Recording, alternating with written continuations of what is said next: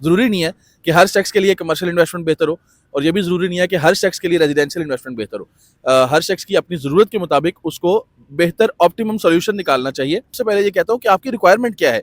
अगर आपकी requirement commercial property की नहीं है, तो आप कमर्शियल प्रॉपर्टी में बिला वजह इन्वेस्ट करेंगे तो आपको शायद ऑप्टिमम बेनिफिट ना मिले।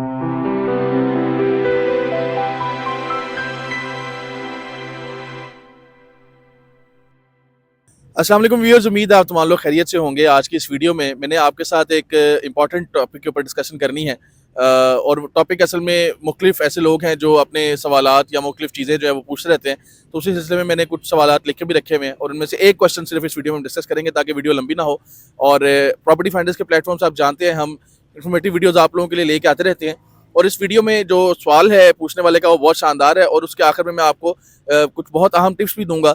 और उसके लिए मेरी गुजारिश है कि आप इस वीडियो को मुकम्मल देखिएगा, ताकि जो आखिर में मैं आपको टिप्स दूंगा, मुझे यकीन है अगर आपका नियर फ्यूचर में या ज़िंदगी में कभी भी रियल एस्टेट के अंदर इन्वेस्टमेंट करने का इरादा है, तो आप हर तरह के फ्रॉड से, हर तरह के नुकसान से बच जाएंगे इंशाल्लाह। क्वेश्चन ये है जी कि रिहायशी और कमर्शियल प्रॉपर्टी के बेहतरीन ऑप्शंस जो हैं वो क्या हैं, और उनमें मैं आपको यही बोलूँगा कि मैं कुछ बेहतरीन ऑप्शंस आपके साथ शेयर करूँगा, जिनको देखने के लिए आप इस वीडियो को अगर मुकम्मल देखेंगे तो मुझे यकीन है आपको फ़ायदा होगा। तो सबसे पहले तो हम समझ लेते हैं कि रिहायशी और कमर्शियल ऑप्शंस जो हैं, इनमें फ़र्क क्या होता है और किस चीज़ में इन्वेस्टमेंट करना ज़्यादा बेहतर होता है। तो मैं इस वक्त बहरिया टाउन लाहौर में मौजूद हूँ, तलवार चौक पे। और रिहायशी ऑप्शंस और कमर्शियल ऑप्शंस को अगर हम कैटेगराइज कर लें, तो सबसे पहले वो तमाम ऑप्शंस जिसमें घर आ जाते हैं, अपार्टमेंट्स आ जाते हैं, और जहाँ पे लाइफस्टाइल लिविंग आपकी हो, उसको हम जो है वो रिहायशी ऑप्शन में कंसिडर कर लेते हैं। इसी तरह वो तमाम ऑप्शंस जहाँ पे कोई कारोबार किया जाता हो, जिसमें दुकानें आ जाती हैं, जिसमें मुख्तलिफ तरह के आपके ऑफिसेज आ जाते हैं, ये तमाम प्रॉपर्टीज़ जो हैं उसको कमर्शियल प्रॉपर्टीज़ में आप ले सकते हैं। फिर इसी तरह आगे प्लॉट्स की भी जो है वो आपको ऑप्शंस देखने को मिलती हैं, जिसमें आपके पास रिहायशी प्लॉट भी होते हैं और कमर्शियल प्लॉट भी होते हैं। और इसी तरह एक किस्म जो कि काफ़ी ख़राब किस्म है, लेकिन चलिए डिस्कस तो करनी है हमने, तो वो किस्म है हमारी जो फाइल्स की किस्म है, कि आप कमर्शियल फाइल किसी सोसाइटी में ख़रीद लेते हैं, या आप कमर्शियल प्रॉपर्टी कमर्शियल जो फाइल की एक प्रॉपर्टी होती है जो आपको मिल जाती है कि ये इतने किस्तों पे है, और उसके बाद आपको इसका कब्जा मिलेगा और नक्शे पे प्लॉट आएगा, और वो सारी चीज़ें वो भी होती है। और इसी तरह आप रेजिडेंशियल फाइल भी खरीद सकते हैं किसी सोसाइटी के अंदर। इस चीज़ को भी हम डिस्कस करेंगे, अपने डिस्कशन का हिस्सा बनाएंगे। तो शॉर्टली सबसे पहले सवाल का हिस्सा कि क्या हमारे लिए रेजिडेंशियल इन्वेस्टमेंट ज़्यादा बेहतर है या कमर्शियल इन्वेस्टमेंट ज़्यादा बेहतर है? तो मेरे मुताबिक कमर्शियल और रेजिडेंशियल इन्वेस्टमेंट आपकी ज़रूरत के मुताबिक फ़ैसला करें आपके लिए क्या बेहतर है। ज़रूरी नहीं है कि हर शख्स के लिए कमर्शियल इन्वेस्टमेंट बेहतर हो, और ये भी ज़रूरी नहीं है कि हर शख्स के लिए रेजिडेंशियल इन्वेस्टमेंट बेहतर हो। हर शख्स की अपनी ज़रूरत के मुताबिक उसको बेहतर ऑप्टिमम सॉल्यूशन निकालना चाहिए कि मेरी रिक्वायरमेंट क्या है, और उस रिक्वायरमेंट के मुताबिक मुझे क्या चीज़ सबसे ज़्यादा फ़ायदा देगी। हम जब इकोनॉमिक्स पढ़ते थे तो उसमें ये चीज़ हमें सिखाई जाती थी कि आपको जितनी रिक्वायरमेंट है या जो रिक्वायरमेंट है, अगर उसके मुताबिक आप अपना सॉल्यूशन निकालेंगे तो आपको बेस्ट ऑप्टिमल रिजल्ट मिलेगा। और अगर आप अपनी रिक्वायरमेंट के मुताबिक सिर्फ रिजल्ट नहीं निकालेंगे और सिर्फ भेड़ चाल देख के फैसला करेंगे, या फॉर एग्जाम्पल इसको हम और बहुत सारी एग्जाम्पल से समझ सकते हैं। मसलन एक शख्स को ज़्यादा प्यास लगी है, और उसके पास रिसोर्सेज भी हैं कि वो मिनरल वाटर परचेज करके अपनी प्यास को बुझा सकता है, तो आप उसकी देखा देखी अपनी प्यास बुझाने के लिए मिनरल वाटर खरीदने की सकत नहीं है आप में, लेकिन आप मिनरल वाटर खरीद लें, और जितना मिनरल वाटर वो पी रहा है उतना ही आप पी लें, हालांकि आपको उतनी प्यास ना हो, तो ये कंपैरिजन बनता नहीं है। इसी तरह जब भी लोगों का ये सवाल होता है कि मेरे लिए कमर्शियल प्रॉपर्टी अच्छी है या रेजिडेंशियल प्रॉपर्टी, तो मैं सबसे पहले ये कहता हूँ कि आपकी रिक्वायरमेंट क्या है। अगर आपकी रिक्वायरमेंट कमर्शियल प्रॉपर्टी की नहीं है, तो आप कमर्शियल प्रॉपर्टी में बिला वजह इन्वेस्ट करेंगे तो आपको शायद ऑप्टिमम बेनिफिट ना मिले। इसी तरह अगर आपकी रिक्वायरमेंट रेजिडेंशियल प्रॉपर्टी की नहीं है, तो आप बिला वजह अगर रेजिडेंशियल प्रॉपर्टी में इन्वेस्टमेंट करेंगे तो शायद आपको वहां से ऑप्टिमम बेनिफिट ना मिले। तो ये जो ऑप्टिमम बेनिफिट और ऑप्टिमम सोल्यूशन की मैं बात कर रहा हूँ बार बार, ये है क्या?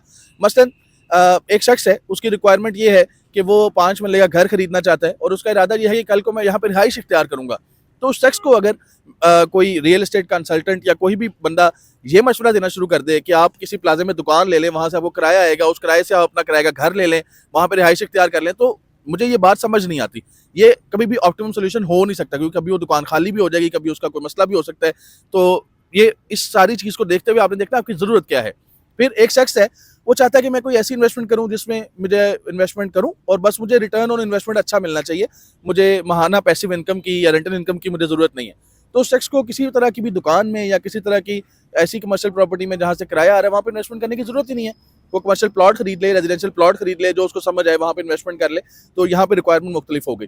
इसी तरह एक शख्स है, उसकी रिक्वायरमेंट ऐसी है कि वो चाहता है कि मैं जब इन्वेस्टमेंट करूँ तो मुझे उसका किराया मिले, हर महीना की बुनियाद पर मुझे किराया भी मिले और आखिर में मुझे रिटर्न ऑन इन्वेस्टमेंट भी अच्छा मिले। तो उस सूरत में हमें चाहिए कि हम ऐसी इन्वेस्टमेंट ऑप्शंस को देखते हुए हम वो ऑप्शंस कंसीडर करें जिसमें हमें किराया मिल रहा है, जिस तरह दुकानें हैं, दफ्तर हैं, अपार्टमेंट्स हैं, उनमें इन्वेस्टमेंट कर लेंगे तो हमें किराया भी अच्छा मिल जाएगा और किराए के साथ साथ हमारी आरओआई भी बनती रहती है। जैसे जैसे वक्त के साथ साथ रेट्स बढ़ते हैं, कंस्ट्रक्शन कॉस्ट बढ़ती है, इन्फ्लेशन बढ़ती है, तो हमारी प्रॉपर्टी भी महंगी होती रहती है। तो ये मुख्तलिफ ऑप्शंस मुख्तलिफ रिक्वायरमेंट्स के मुताबिक हमें देखना चाहिए कि हमारी रिक्वायरमेंट क्या है, हम किस चीज़ में इन्वेस्टमेंट करके ज़्यादा बेनिफिट हासिल कर सकते हैं। तो अपनी रिक्वायरमेंट के मुताबिक हमें फैसला करना चाहिए, ना कि मार्केट में किसी बंदे ने कह दिया कि कमर्शियल में इन्वेस्टमेंट कर लें तो आपने कमर्शियल में कर ली, किसी ने कह दिया रेजिडेंशियल में कर लें तो आपने रेजिडेंशियल में कर ली, किसी ने कह दिया फाइलों में कर लें तो आपने फाइलों में कर ली। ये कोई बहुत ऑप्टिमम सोल्यूशन नहीं है, ये कोई बहुत समझदारी वाली बात नहीं है। तो यही एक मेरा मशवरा था और क्योंकि मैंने कहा था वीडियो को शॉर्ट रखूंगा तो ऑलरेडी 4-5 मिनट की शायद वीडियो बन चुकी है। तो आखिर में जो मैंने आपको टिप देनी है वो ये है कि आप कोशिश करें, अगर आपके पास फंड्स की मौजूदा सूरत हाल इस तरह से है कि आप कमर्शियल प्रॉपर्टी परचेज करेंगे और आपको कमर्शियल प्रॉपर्टी कभी भी अर्जेंट बेचनी नहीं पड़ेगी, तो फिर आप कमर्शियल प्रॉपर्टी में ज़रूर इन्वेस्ट करें।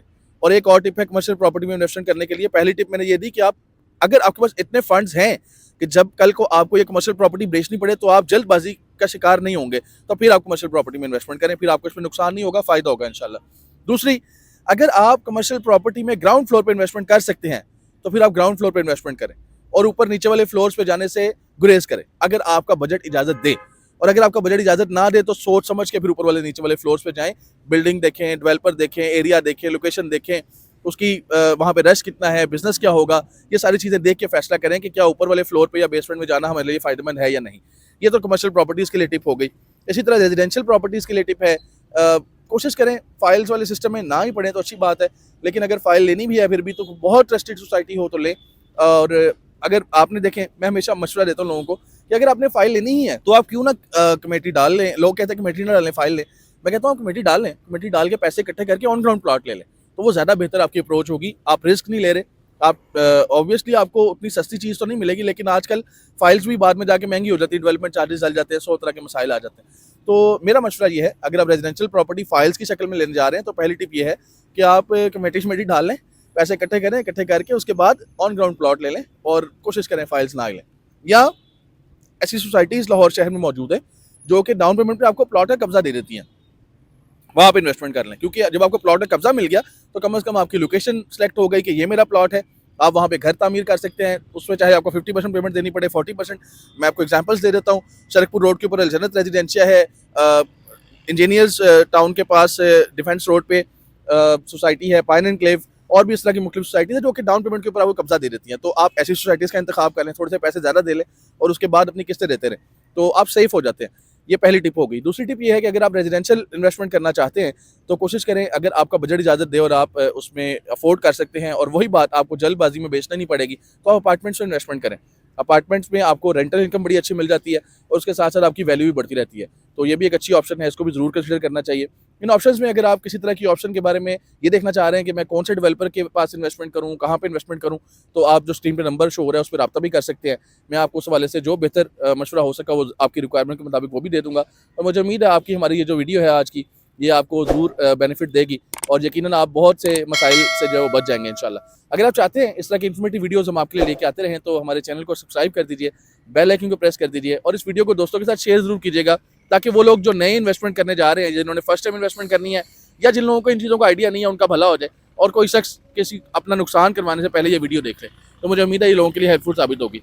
इजाज़त दीजिए, बहुत शुक्रिया, अल्लाह हाफ़िज़।